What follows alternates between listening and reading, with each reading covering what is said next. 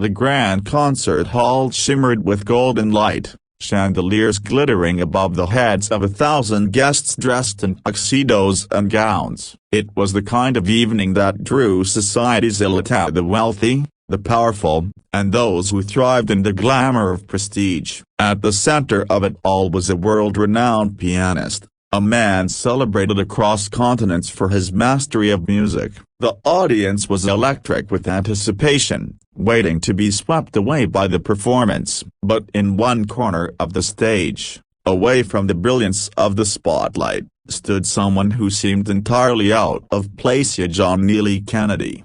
John wasn't dressed in the sleek black of the performers, nor did he carry the air of a celebrity. He had always been underestimated, often seen as the man who belonged behind a desk, not behind a piano. But tonight was different. Tonight, he was here for something more personal. The evening had begun like any other charity gala, with speeches, introductions, and light-hearted banter. But when John had mentioned, almost jokingly, that he knew how to play the piano, the famous pianist laughed so loudly it echoed across the hall. "Oh, you play the piano?" The pianist smirked, his voice dripping with condescension. "Please, leave the real music to those of us who've trained our whole lives." The laughter spread through the crowd. It wasn't malicious at first, but it was enough to sting. John smiled faintly, trying to brush it off, but deep inside, old memories stirred. Memories of years when he'd been dismissed, overlooked, and mocked for daring to dream. Few knew that behind his calm demeanor, John carried a story of a boy who once found solace in the keys of an old, battered piano.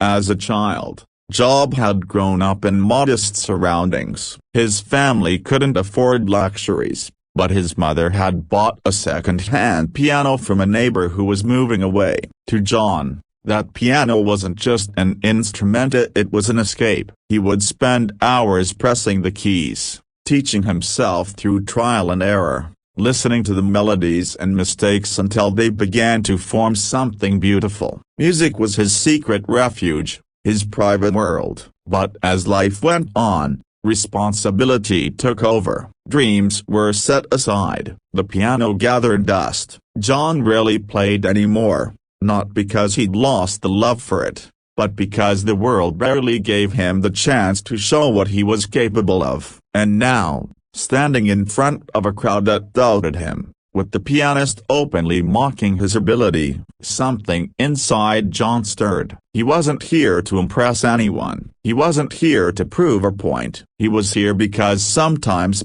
life demands that you rise to a moment you never expected. "All right," John said softly, almost to himself, "let's see if these old fingers remember." The pianist, amused, gave a dramatic bow and stepped aside, still chuckling. The audience murmured, some curious, others skeptical. John walked to the grand piano. He sat down, his hands hovering over the keys, heart pounding in his chest. For a moment, the hall was silent, so silent that the faint hum of the lights above could be heard. Then, he began to play. The first notes were hesitant, as though testing the waters, but within seconds, the music took shape. John's fingers, though older, though long out of practice, seemed to remember a language they had never truly forgotten. The melody filled the air with haunting beauty, a mixture of power and vulnerability that no sheet of music could capture. It wasn't just skill, it was soul. Every key carried with it a memory, every chord a piece of his story. The audience, once whispering and chuckling, fell completely silent. The famous pianist, who had been smirking in the corner, froze, his eyes wide in disbelief. This wasn't the clumsy tinkering of an amateur. This was mastery, born not of formal training, but of years of love, pain, and resilience poured into an instrument. As John played on, the hall transformed. People leaned forward, eyes glistening, hearts stirred by the raw emotion pouring from the piano. The melody rose like a tide, fierce and unrelenting, then softened into a gentle whisper, carrying with it the weight of every struggle John had ever faced. It was a performance not polished for perfection, but alive with authenticity. By the time the last note faded into the air, the audience remained still, almost afraid to break the magic. Then,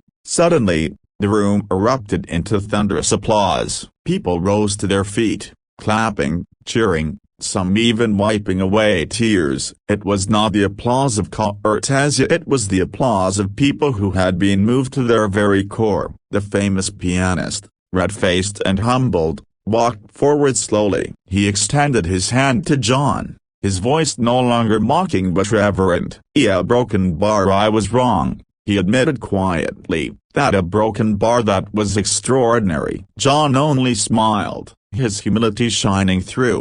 "Music," he said softly, "doesn't belong to those with titles or fame. It belongs to anyone who has a story to tell." And in that moment, the world understood. Job had not just silenced the latter, he had silenced the arrogance, the doubts, and the belief that greatness only comes from prestige. He reminded everyone that true art is not measured by recognition, but by heart. The night ended with more than applause. It ended with a lesson engraved in every soul present, that you should never underestimate a quiet man, never mock a dream, and never forget the power of what lies hidden within. Because sometimes, the ones the world laughs at are the very ones destined to leave it speechless.